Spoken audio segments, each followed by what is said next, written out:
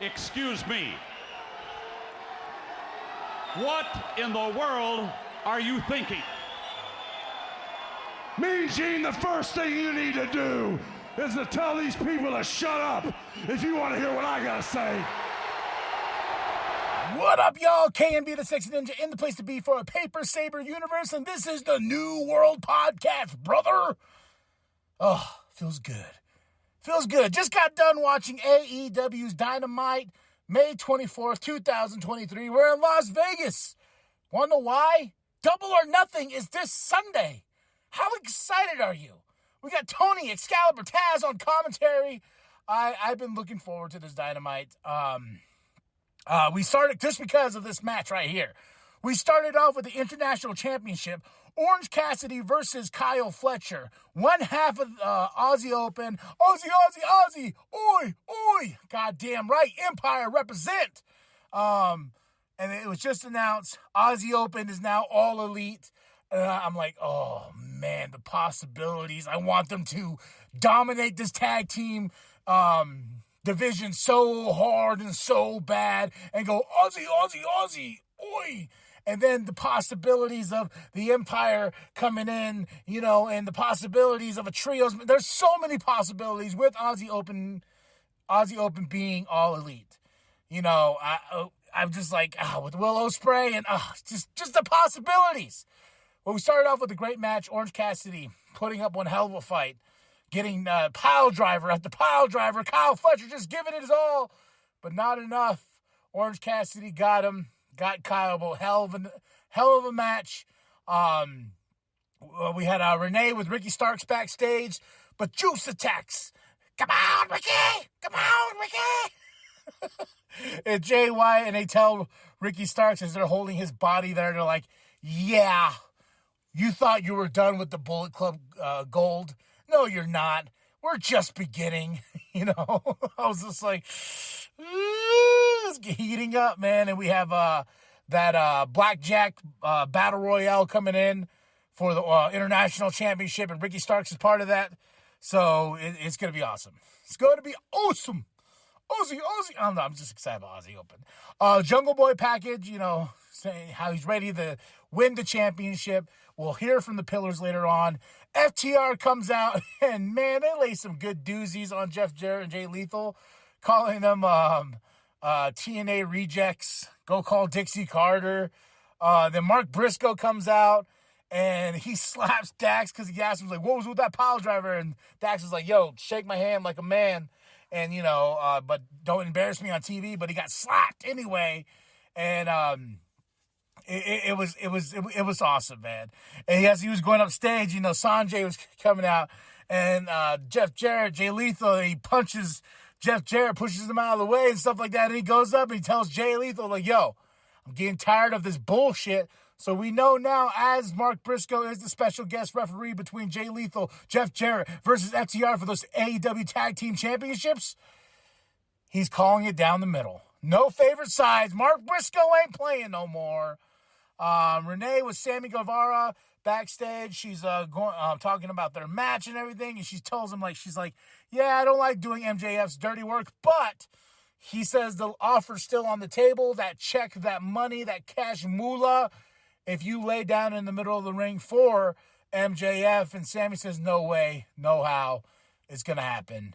AEW Trios Championship match, House of Black. Julia Hart on the side versus AR Fox, Blake Christian, Metalik. Oh, as soon as this was announced, I was like, I'm on board. Take my goddamn money. Big fan of AR Fox. Big fan of All Heart, Blake Christian. Big fan of Metalik. And House of Black. Mwah. This match was awesome. This was a great match here. A little short, but it delivered with some great spots, especially with AR Fox and everything like that. Some great moments. So I want to see these three again, and they've been pairing up these three lately. So I'm all for it. We had the Elite Blackpool Combat Club package for their Anarchy in the Arena. Then we have an actual promo from Blackpool Combat Club, you know, saying they're gonna disgrace the Elite. They're gonna show why that they are the best. They ain't saying it just to say it or be cute. They are the best in the world. So we're heating up there. MJF, this is what I was waiting for as well. MJF comes out, and he first thing he does, he goes over to Tony, he takes his water and throws it right in his face. It just made me happy. Taz last, MJF's walking down, they're calling him a scumbag and whatnot. But Darby comes out, and he starts saying his stuff, and then MJF's like, shut up. And then he kicks him in the balls, tells him to fuck off, But, of course, here comes Sammy. Sammy comes down. MJF feeds out to the outside, goes around Jungle Boy. He's kind of pinned now. Then he gets a clothesline from Jungle Boy. And it's like, is this the sign for things to come? But what MJF said in his promo, he says, 4 years ago, you guys didn't know who we were. Now, we're putting on the best. We're taking on the best. We're giving our best. And we did a bunch of spring cleaning, summer cleaning, whatever, on my vacation here. And I went through my wrestling DVDs and I found Double or Nothing. The first Double or Nothing, before Dynamite was even a thing, before it was that's when Bret Hart showed the championship. It was Cody versus Dustin, the Throne. I was like, I have this on physical media? Actual package of AEW. I went to go look at their DVD selection, and there's only 2 DVDs. I'm like, man, I wish AEW, and it's the packaging where like Ring of Honor has been doing it for a long time. It's it's not great packaging because the discs keep falling out, but I put them in sleeves and whatnot. I was like, okay, I want to reserve this because this is the first Double or Nothing, and now I'm going to be watching Double or Nothing. As a fan, as somebody who's taken this AEW journey, I remember watching that pay-per-view. And I remember buying that pay-per-view. I remember watching All In and stuff like that. And of course, there's a lot of stuff I missed and a lot of stuff I regret. Because it was like AEW was such, like, talking shit about WWE. And it was just like, I don't want to do this, man. I don't want to do this. But now that I'm so invested into this company and seeing what's going up, and I'm invested in these storylines, I'm in for the ride. And it's fun kind of going back and seeing things that I've missed in the history of AEW. And I ain't missing nothing else. Collision's around the corner. Of course, Tony Khan came out and announced it's going to be in Chicago. We're like, we know. So back to what I'm saying. We had the Christian and Wardlow package for their ladder match. We have Taya Valkyrie versus Lady Frost. Jade comes out. Taya Valkyrie for the win. Lady Frost. But this was a fun match. But this was Jade and Taya looking at each other because they're going to face each other for that TBS championship. I already talked about Tony Khan announcing Chicago, and Hangman Adam Page backstage with his eye patch looking gangster, talking about him and the Elite being family, and they're going to take on the Blackpool Combat Club this Sunday. Now here, a contract signing with Tony Schiavone in the middle, no physicality, Chris Jericho with the JAS, Adam Cole with Roderick Strong, and of course, Adam's going on. Jericho's cool as a cucumber. They both get the contract signing. And then Jericho's like, look at us. Look at how many of us are in here, blah, blah. There's only 2 of you. And Adam Cole, my wife laughed at me so hard because I was like, because Adam Cole's like, oh, yeah, I know. But I made a phone call. And I was like, oh, Red Dragon music, people? Is this what's going to happen? And he's like, the homicidal, the genocide. I was like, is he talking about Sabu? Then Sabu comes out. I'm like, yay! I guess. Don't get me wrong. That's not a hate on Sabu. That was not what I expected at all.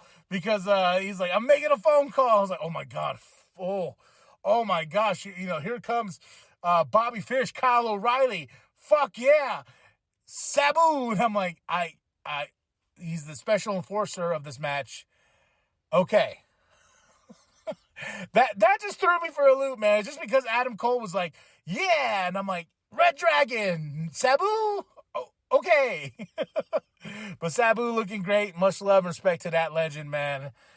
We have a Tony Storm and Jamie Hayter package for the women's championship coming up this Sunday. Then we had Roderick Strong versus Daniel Garcia. This was a fun match. Roderick Strong for the win.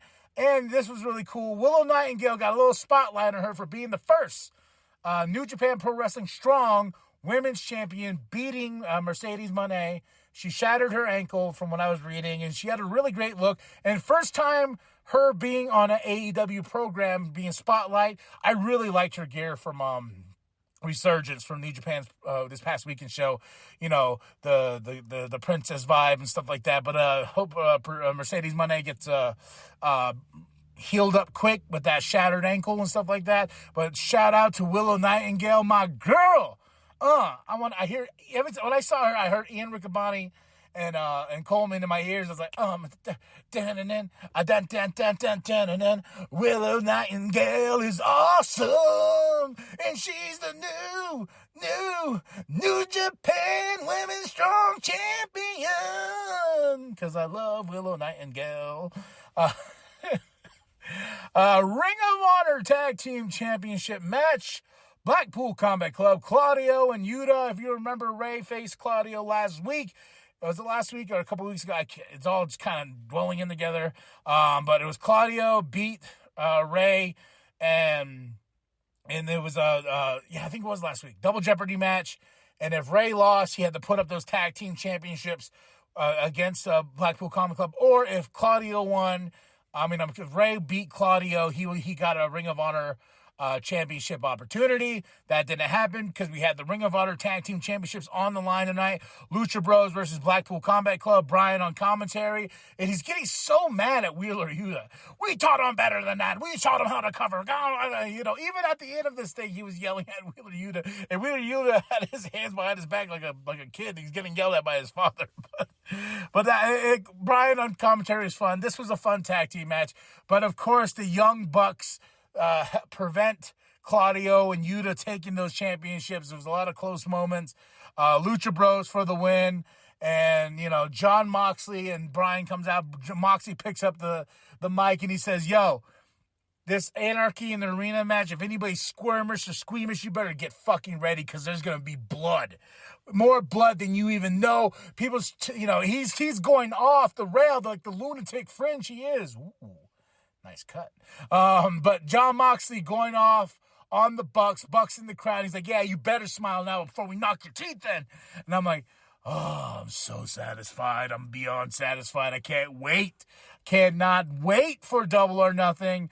It's going to be awesome. It's going to be awesome, man. So picks and predictions coming tomorrow. But after watching this show, go home show, had a lot of fun. Sabu was a little head scratch, but oh well, Sabu's here. Match of the night, I gotta say, is Orange Cassidy versus Kyle Fletcher. After that, I gotta say House of Black versus AR Fox played Christian Metalik. Taya Valkyrie and Lady Frost was pretty good. Lady Frost is somebody we should watch. We should watch her. Roderick and Daniel Garcia is awesome. And Blackpool Comic Club, Lucha Bros. This was a great show. I had a lot of fun from top to bottom. I like what Mark Briscoe did. He slapping Dax and everything.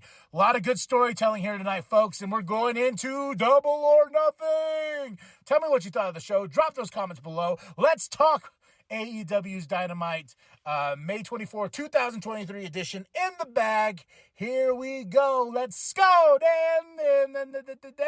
Like and subscribe. Share it with your grandma. Share it with your grandpa. Share it with the bum down at Walmart. I am KMB, the sexy ninja. And as always, I'm sorry. My producer's looking at me. He's like, whoa, big head boy, calm down. ProWrestlingTees.com/New World Podcast. Get yourself the nWp logo created by Penta X. Go check out his music as well. I checked out some cool designs, some from Katie. Those are coming on the way. I know I keep saying that, but they are on the way. And I also found some original New World Podcast logos I was messing with that I'm going to definitely throw onto the store because I feel like there's this one, I just say it's on fire. That's all I'll say. Some early designs before Penta came at me with what we have now as the New World Podcast logo. So go get your merch, ProWrestlingTees.com/New World Podcast. Then after that, share it with your grandma, share it with your grandpa, share it with the bum down at Walmart. Did I already say it? It doesn't matter. It doesn't matter what you say, KMB, because everyone knows the New World Podcast is for life. Years ago, you people didn't know who we were. 4 years later, we have beaten the best this sport has to offer. 4 years later, we have given you the best matches.